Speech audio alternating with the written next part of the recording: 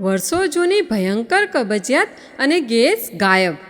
આંતરડામાં જમા વર્ષો જૂનો કચરો ચુંબકની જેમ ખેંચીને બહાર આવશે. પેટ સાફ કરવાની એક અચૂક રાત્રિની ટ્રીક. આજે આપણે વાત કરીશું તે 7 પ્રામાણિક આયુર્વેદિક અને ઘરેલું ઉપાયોની જે વડીલોની સખતથી સખત અને જૂની કબજિયાતને પણ મૂળમાંથી હળવી કરશે, કોઈ પણ સાઈડ ઇફેક્ટ વગર. જો તમારા ઘરમાં કોઈ પણ 50 અથવા 60 વર્ષથી ઉપરના સભ્યો છે તો આજનો આ વિડીયો તેમના જીવનનો આરામ વધારી શકે છે. તેને સ્કીપ કર્યા વગર અંત સુધી જરૂર જુઓ. ઉપાય શરૂ કરતાં પહેલાં આ સમજવું ખૂબ જરૂરી છે કે વડીલોનું પેટ અચાનક આટલું સખત કેમ થવા લાગે છે. જ્યારે આપણે કારણ સમજીશું ત્યારે જ સારવાર યોગ્ય રીતે કામ કરશે. ધીમી પાચન પ્રક્રિયા. ઉંમર વધવાની સાથે આંતરડાની માંસપેશીઓ નબળી પડી જાય છે. જે ખોરાક પહેલાં 4 કલાકમાં પચી જતો હતો તેને પચાવવામાં હવે બમણો સમય લાગે છે. શારીરિક પ્રવૃત્તિની અછત, સાંધાના દુખાવા અથવા નબળાઈના કારણે ચાલવા ફરવાનું ઓછું થઈ જાય છે, જેનાથી આંતરડાની સ્વાભાવિક હલનચલન ધીમી પડી જાય છે. શરીરમાં પાણીની અછત. વડીલોને ઘણીવાર તરસ ઓછી લાગે છે અથવા વારંવાર યુરિન જવાની બીકે પાણી ઓછું પીવે છે. પરિણામે આંતરડું મળમાંથી પાણી શોષી લે છે અને સ્ટૂલ પથ્થર જેવું સખત થઈ જાય છે. દવાઓની side effect. BP, sugar, painkiller અને કેલ્શિયમ આયરનની ગોળીઓ આંતરડાની ભેજને સૂકવી દે છે. ચાલો હવે વાત કરીએ તે 7 ચમત્કારિક આયુર્વેદિક ઉપાયોની જે આંતરડાને નુકસાન પહોંચાડ્યા વગર કુદરતી રીતે પેટ સાફ કરે છે. નમસ્કાર મિત્રો, રાધે રાધે. વિડીયો શરૂ થાય તે પહેલાં આપણી ચેનલ આરોગ્ય સંપદાને સબસ્ક્રાઈબ કરો. અને હા મિત્રો, કમેન્ટમાં જરૂર જણાવજો કે તમે કયા શહેરમાંથી આ વિડીયો જોઈ રહ્યા છો. સાથે જય શ્રી કૃષ્ણ પણ જરૂર લખજો. નંબર 1, મુનક્કા અને ગરમ પાણી. જો કબજિયાતના કારણે પેટમાં મરોડ અને શુષ્કતા રહેતી હોય તો મુનક્કા સૌથી શ્રેષ્ઠ કુદરતી ઉપચાર છે. મુનક્કામાં ભરપૂર પ્રમાણમાં ફાઇબર અને કુદરતી મીઠાશ હોય છે જે આંતરડાની ચીકાશ પાછી લાવે છે. બનાવવાની સાચી રીત. 8 થી 10 મોટા મુનક્કા લો. તેમના બીજ કાઢીને અલગ કરી દો. બીજ પેટમાં ભારેપણું કરી શકે છે. હવે 1 ગ્લાસ પાણીમાં આ મુનક્કા નાખીને 5 થી 7 મિનિટ સુધી ધીમા તાપે ઉકાળો. લેવાનો સમય રાત્રે સૂતા પહેલાં. મુનક્કા ચાવીને ખાઓ અને ઉપરથી તે હૂંફાળું પાણી પી લો. ફાયદાઓ. આ આંતરડાની શુષ્કતા દૂર કરે છે અને સવારે કોઈ પણ દબાણ વગર પેટ સાફ થાય છે. નંબર 2, પલાળેલા અંજીર. અંજીરને આયુર્વેદમાં રેચક એટલે કે આંતરડાની સફાઈ કરનાર સૌથી સુરક્ષિત ફળ માનવામાં આવે છે. સાચી રીત. રાત્રે 2 થી 3 સૂકા અંજીરને 1 કપ સ્વચ્છ પાણીમાં પલાળીને ઢાંકીને રાખી દો. રાતભર દરમિયાન અંજીર પાણી શોષીને ફૂલી જશે.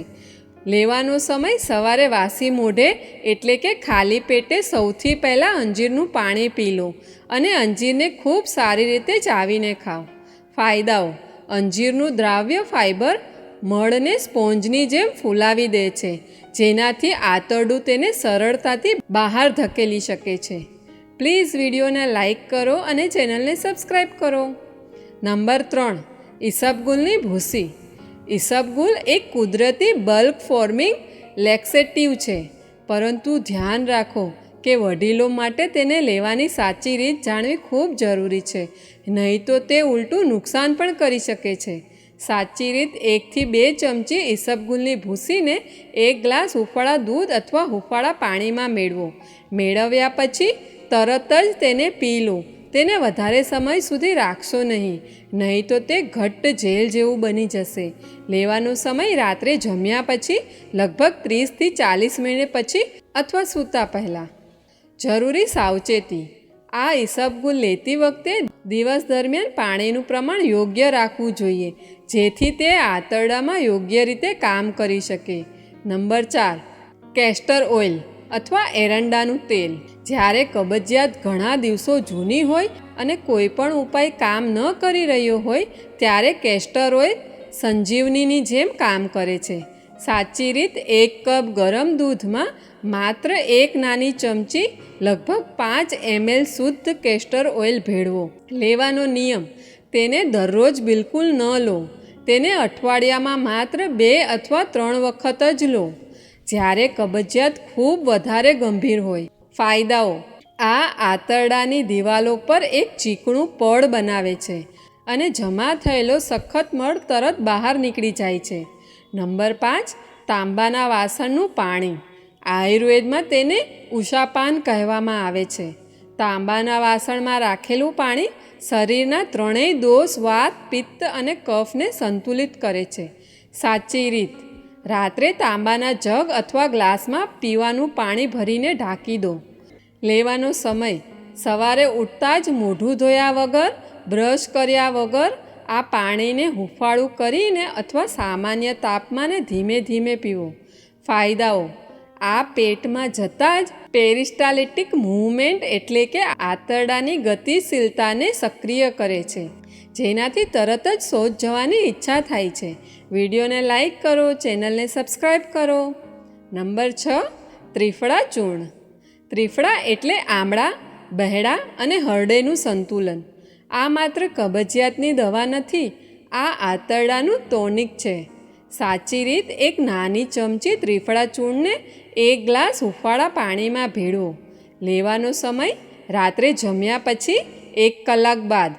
ફાયદાઓ: આ આંતરડાની અંદરની સફાઈ કરે છે, ગેસ અને એસિડિટીથી રાહત આપે છે અને આંતરડામાંથી માંસપેશીઓને મજબૂતી આપે છે, જેથી તે દરરોજ યોગ્ય રીતે કામ કરે. નંબર 7, શેકેલી વરિયાળી અને અળસી. વરિયાળી પેટને ઠંડક આપે છે અને ગેસ ઓછો કરે છે, જ્યારે અળસીમાં ભરપૂર પ્રમાણમાં ઓમેગા-3 અને ઓમેગા-6 ફેટી એસિડ સાથે ફાઇબર પણ હોય છે. બનાવવાની રીત: સમાન પ્રમાણમાં વરિયાળી અને અળસીને તવા પર હળવા હાથે શેકી લો. ઠંડુ થયા પછી મિક્સીમાં પીસીને પાવડર બનાવી લો અને એરટાઇટ ડબ્બામાં રાખો. લેવાનો સમય: બપોર અને રાત્રે જમ્યા પછી અડધા કલાકે અડધી ચમચી હૂંફાળા પાણી સાથે લો. ફાયદાઓ: આ ખોરાકને સરળતાથી પચાવવામાં મદદ કરે છે અને પેટમાં ગેસ અથવા ભારેપણું બનવા દેતું નથી. ઉપાયો તો તમે જાણી લીધા, પરંતુ જો તમે આ 3 સુવર્ણ નિયમોનું પાલન નહીં કરો તો કોઈ પણ નુસ્ખો લાંબા સમય સુધી અસરકારક નહીં રહે. નંબર 1, પૂરતું પાણી પીવું. વડીલોએ આખા દિવસ દરમિયાન ઓછામાં ઓછા 8થી 10 ગ્લાસ હૂંફાળું પાણી થોડું થોડું કરીને જરૂર પીવું જોઈએ. ઠંડા પાણીથી દૂર રહો. નંબર 2, હળવી ચાલ અને વજ્રાસન. જમ્યા પછી 15થી 20 મિનિટની હળવી વોક કરો. જો શક્ય હોય તો રાત્રે જમ્યા પછી 5થી 10 મિનિટ વજ્રાસનમાં બેસો. આ પાચન તંત્રમાં રક્ત પ્રવાહ વધારે છે. નંબર 3, ફાઇબરયુક્ત આહાર. તેમના ભોજનમાં દલિયા, ઓટ્સ, છાલવાળા ફળો જેવા કે સફરજન, જામફળ, લીલા પાંદડાવાળા શાકભાજી અને ઘઉંની રોટલી સામેલ કરો. મેંદો અને વધારે તળેલું ભોજન ખાવું સંપૂર્ણપણે બંધ કરી દો.